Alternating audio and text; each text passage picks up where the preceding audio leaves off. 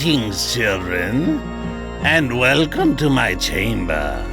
My name is Rotherick Gastblood, and I'm your host of Tales from the Dark Chamber. This week, we have a great show for you. Tales to make your skin crawl. Each week, my chambermate and I read a scary tale that we found on the internet, or perhaps left under some corpse. Either way, we think you're going to like it, and we're just dying for you to hear it. So sit right back, light a candle, and let's have a ghoul evening.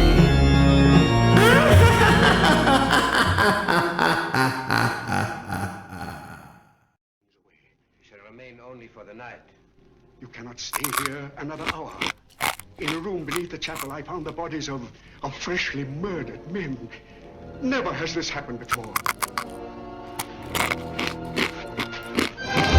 Ah!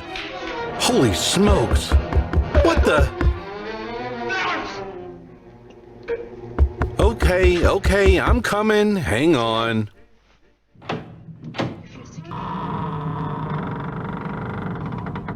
Hello there, Master Woody. Is Master Gastblood at home? Oh, hey, Chester. No, he went out, I think. What can I do for you? Well, it seems I found the missing scarecrow. And? Oh, right, sir. Seems I found him down in the dungeon, all curled up with a bag of old rotten potatoes. Wait a minute. You mean the scarecrow actually got down there on its own? Certainly, sir. Seems he's a bit scared of the lightning, and this storm was horrific. Made his way down there to keep himself intact. It moves? It really moves on its own? Absolutely, sir. But only in cases when it's afraid. Otherwise, it hangs on the cross peaceful as a lamb. Okay, I don't know whether to panic or move out. Oh, no need to fear. He's quite harmless. He and I even play a few games of chess on the off-seasons. Well, I'm certainly glad you mentioned this, Chester. Thank you. No worries, Master Woody. You take care, and I'll make sure he doesn't bother you none, okay? Okay, Chester, you have a great evening now, and take care. Sheesh, goodbye. Okay, well, back to the movie. I'm not sure we were going to. Hey, hand me the popcorn, will you? What strange clothes to be wearing out in the snow. Oh, boy. Well, that reminds me of tonight's story, part 4 of ToMmY. Tonight, we have 2 strange events at the Harrison farm. Sarah, Danny, Tony, and Tracy are waiting out the storm when they get a strange visitor. Enjoy. ToMmY, a Portland, Maine series by Medic Man. Part 4. Above the house, the rain was beating down hard and soft, in rhythmic patterns with the wind. A flash of lightning lit up the sky, and the lights in the house flickered. Okay, let's hurry. Tony, go ahead and shoot the angle in front of the window here. Show the rain in the background. Sarah, if you'd stand here and have Danny beside you, that would be perfect. Normally, we'd go over this beforehand, but we should probably hurry. I'll keep it simple. All you need to do is be yourself, Tracy said. Tony set the camera on his shoulders and took a squat, trying to level the shot. He peered through the lens and centered it on the window so Tracy was on the left and Sarah with Danny was on the right. He couldn't help notice the scarecrow dead center in the distance blowing. Okay, we roll in 3, 2, 1... We're here at the Harrison farm. I'm standing beside Sarah and her son Danny. Sarah is the proud new owner of the historic house we all know. This is the first time the farm has been bought since the Harrison family vacated the residence, and we are happy to see new life out here on the lands. As Tracy reported, Tony struggled to keep the shot center. He kept getting distracted by the blowing scarecrow in the distance. Something felt off. It seemed closer. He took his eye from the lens to make sure it wasn't his camera. It wasn't. Tony's heart skipped a beat as he noticed it looked like it was 20 yards closer. He peered back through the lens and kept his shot straight and steady as she spoke. Suddenly, without warning, the scarecrow's arms flung off the cross, and the rope started flapping with the wind before blowing away entirely. It then fell off the cross and then rolled forward onto the dirt. It must have been the wind. He held his breath. He wanted to stop, but didn't, in fear Tracy would yell at him again. She hated rookie camera work mistakes. She was strict.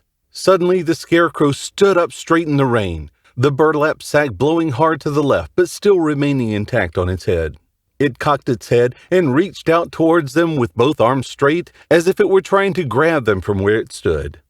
"Oh, shit!" Tony screamed, and stumbled backwards, almost dropping the camera entirely. "Cut!" Tracy yelled out, frustrated. "What the hell, Tony?" "The goddamn scarecrow," was all he could say, pointing to the window. His face grew cold. All the blood rushed from his face as chills shot up and down his arms. All three of them simultaneously turned towards the window to see an empty cross blowing hard with the wind. The scarecrow was nowhere to be found. It was gone. "Oh my God! You've got to be kidding me!" Tracy yelled. "The goddamn thing stood up!" Tony yelled. He dropped the camera and went running to the window, pushing past them. "It's the wind, Tony. Do you hear yourself right now?" Tracy said, embarrassed. No, that thing stood up. I watched it stand up. Here, I filmed it. Watch for yourself," he said. He ran back to the camera and started shuffling through the feed playback. Tracy shook her head and looked at Sarah and Danny, who stood there dumbfounded. "You're being an idiot. Stop embarrassing me." "I'm sorry, guys. Tony gets spooked easily," Tracy said. Sarah just shook her head, not knowing what to say as Tony cursed himself scrolling through the feed. "Here, look," he said, turning the side panel screen toward them. He hit play. The video displayed the interview. Tracy was on the left, Danny and Sarah on the right. Directly in the center was a cross rocking in the wind, but no scarecrow. "This isn't right. It was here in the beginning. I swear. I watched the damn thing blow off the cross and then stood up," he barked. "It blew off the cross, Tony. You're just spooked. See for yourself. It's right there. Now stop. Can we please just finish the interview?" Tracy asked. Tony shot his eyes back and forth between the three of them for a few moments and then dropped his shoulders, defeated. "Yeah, fine. Thank you. Okay, back in positions. We'll do the same segment over. Tony, same shot. I like the way the storm looked in the background. It was a bit ominous, but the cross is good symbolism for hope," Tracy said. Tony once again held the camera in position and hoisted it up on his shoulders. Rolling in 3, 2, 1. The lights flickered, sending a static pop in the air. The lights cut off a few moments later, leaving them in a semi-dark house. Tony sighed and lowered the camera. "Great," Tracy barked. She shot Tony the evil eye and frowned. Sarah walked over to one of the boxes and pulled out a flashlight. Danny frowned, remembering his was lost in the basement. "What a wonderful time to move, huh, Danny?" Sarah asked, laughing. Danny shrugged his shoulders. "Well, what now?" Sarah asked Tracy. We can ditch the interview, I guess. We can always reschedule. Thanks again for letting us stay. Hopefully the storm dies down." "To think, I spent all that time prepping for a drought story," she said, looking at Tony, who scoffed. "Not a problem at all. We can use all the friends we can get. We don't know anyone here yet, so feel free to stay as long as you need," Sarah said. Over the next 30 minutes, Sarah shared stories with her new friends about life in Iowa, her career, and embarrassing stories of Danny. Tony stood up to stretch his legs when they heard a knock at the door. "That better be the movers," Sarah said. She walked over to the door and cracked it open. Standing outside was a soaking wet young male with short brown hair. He was panting like he was out of breath. Water was dripping from his short bangs. He had sharp, pale blue eyes and olive skin. He was handsome, with well-defined features. Sarah could immediately tell he took care of himself. His black muscle shirt clung to his body, showing off his muscles underneath. He looked up and flashed a hopeless, embarrassed smile. "Hey, I'm sorry. My car ran out of gas down the road. I'm so glad you're home. I was starting to think I was fucked." This rain came out of nowhere. Please tell me you have some gas to spare or a phone. Mine has no signal," he softly said. "Oh," Sarah said, alarmed by his presence. She started to blush. He was the first person since Jason who captured her undivided attention. He was perfect. "Yeah, I'm sorry. Am I interrupting something?" he asked apologetically, looking back at the van. "No, not at all. Please come in. Get out of the rain. I'll get you a towel. We just moved in today. I have to find one." "Come in. You can use my phone," Sarah said. "Oh, man, thank you. You have no idea how much I owe you. This has been a crazy day. I promise I'll be out of your hair as soon as I call my sister," he said thankfully. She opened the door and he stepped in. A small puddle formed at his boots. "Sorry," he said. "You are soaked. How far did you have to walk?" Sarah asked. "I don't know. Maybe a few miles, I think. I'm so sorry. Here, hold on. I'll find you a towel." Sarah walked into the living room and ruffled through boxes. Tracy leaned forward and eyed the soaking young stranger. He looked up and waved to her. He looked embarrassed. "Here," she said, and handed him a towel. He wiped his face and body the best he could. He wiped the puddle he made and flung the towel over his shoulder. "Would you like to join us? We were drinking wine and waiting out the storm," Sarah asked, smiling. "Yeah, sure. Wine. Actually sounds great right about now, after the day I've had," he said. They made their way into the living room. Sarah dragged another box over to accommodate their new friend. "We were actually trying to shoot an interview until the power went out. Hi, I'm Tracy Laws. I report for News 5, she said, sticking out her hand. He shook her hand. His grip was firm, yet soft. "Nice to meet you," he said. "I'm Sarah, and this is Danny," Sarah said, putting her hand on Danny's shoulder. Danny sunk back behind his mother and smiled at him shyly. "I'm Tony," Tony said, not getting up from the box. The stranger sat down in the box across from Tracy. "Thanks again. You have no idea how much I appreciate this," he said. "I'll go grab my phone," Sarah said. "How about that wine?" he asked. "Sure." Sarah handed him a glass and filled it up. He immediately chugged the glass. Sarah walked down the hall toward the kitchen, where she had her phone plugged in. The stranger helped himself to another glass of wine while he waited. Tracy stared at him. She had a funny feeling in her gut something was off. "So, what did you say your name was?" Tracy asked. "I didn't. I'm Lucas," he said. "Where are you headed, Lucas?" "I was actually on my way to see my sister. I'm not from here. My car ran out of gas. A fucking gauge must be broken, and I just broke down on the road.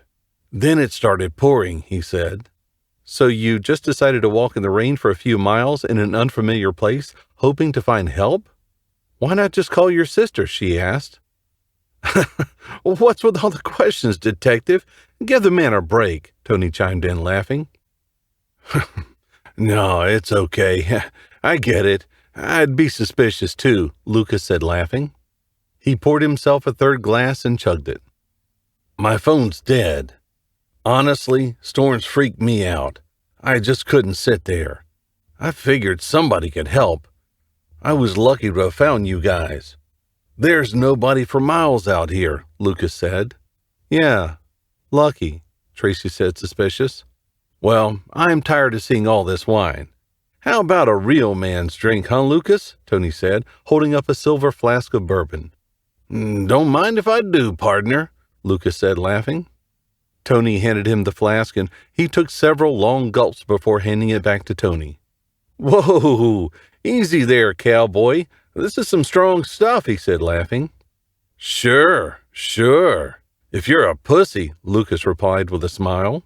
Tony squinted his eyes, clearly uncomfortable with his remark, and took a swig of the flask. He put it back in his pocket. He was no longer feeling very charitable with his new pal, Lucas. Sarah came back in with her phone in her hand. "Here, it's got about 20% left. The storm knocked out the power before it could charge," Sarah said. "Perfect. Thanks. I'll give her a ring." Lucas stood up and made his way back to the foyer while dialing. Tracy leaned in and whispered to Sarah, "I don't know about this guy. He's a little rude.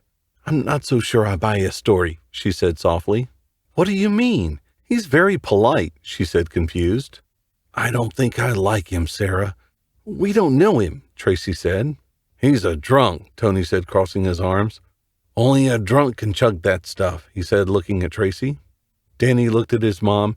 He called Tony a bad word when you were away.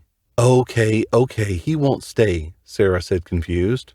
Lucas made his way back into the living room and sat down next to the now uncomfortable group.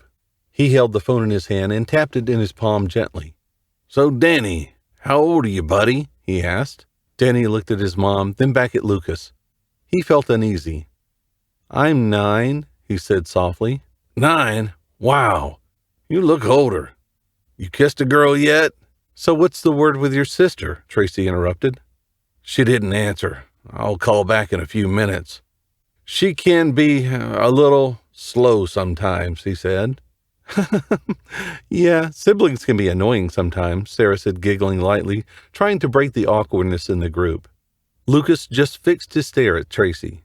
He cocked a half grin and then turned his head towards Sarah with a serious face. Well, she can be a real bitch, he said in a flat, low tone. Yeah, it's time to call again, Lucas. We were wrapping up here anyway, Tracy said. Yeah, okay. You're right, he said, smiling. You know how it is to keep mothers waiting. He stood up with the phone in his hand, getting ready to dial. You mean your sister? Sarah said, confused. What? He asked. You said you know how it is to keep your mother waiting. You mean your sister? She said. Did I say mothers? Oops. Okay. Yeah, it's time to go now, Lucas, Sarah said, holding out her hand for her phone. What? Go? But why? We were just starting to get to know each other. You were being a very good host, Sarah. Don't fuck it up now, he laughed. Okay, buddy, you need to go. Now, Tony said, standing up. Without warning, Lucas lands a punch to the side of Tony's face, sending him over the box he was sitting on and onto the floor. He crashed hard, rolling onto his side in pain. Danny, run! Sarah screamed. Danny took off towards the stairs, but was stopped in his path. Lucas grabbed him by his arm and pushed him back into his mother so hard she almost fell over. Oh no, you guys aren't going anywhere, he said, pulling out a large silver hunting knife. Don't you know never to open the door for strangers? Tisk, tisk, he said, waving the knife in front of his face. Yeah, that'll cost you. That'll cost you dearly, he said with a sadistic evil grin on his face. He stood between them and the foyer leading to the front door. I don't understand. What do you want from us? We didn't do anything to you, Sarah said, holding Danny against her body tightly. Sarah, back up slowly. Put distance between you, Tracy said, trying to remain calm. Tracy leaned down to help Tony, who was slowly getting back on his feet. He had a massive red lump on his cheek. What do I want? That's a good question, he said, eyeing Sarah up and down. I don't see a man or a ring on that finger. I'll tell you what I want. Take your clothes off right here, he said, pointing the tip of the knife blade to the floor. Take off your clothes and lay down right here, and I'll think of not killing your pussy of a son. How about that? What do you say, kid? You want to see how a real man fucks? He started laughing madly. You sick bastard, Sarah yelled. ToMmY, a Portland, Maine series by Medic Man, Part 4. Well, folks, that's our story tonight. Rotherick and I hope you enjoyed it. We sure had a great time bringing it to you, and we really appreciate you listening. Tune in next week when we bring you another chilling Tales from the Dark Chamber. And just a note, if you're an aspiring author and want your story read here on Tales from the Dark Chamber, send us a note at talesfromthedarkchamber@gmail.com. If it creeps old Rotherick out enough, we'll air it. And subscribe to our channel here for notification of our next new episode, and follow us on Facebook, Twitter, and Instagram. Remember, hit that like button and help us grow the channel. Also, make sure you tell your friends about us. Spread the word. If you want your story recorded for your own use, or just want to have it, check out my website at woodygvoiceover.net. You can order there. And again, thank you for listening tonight.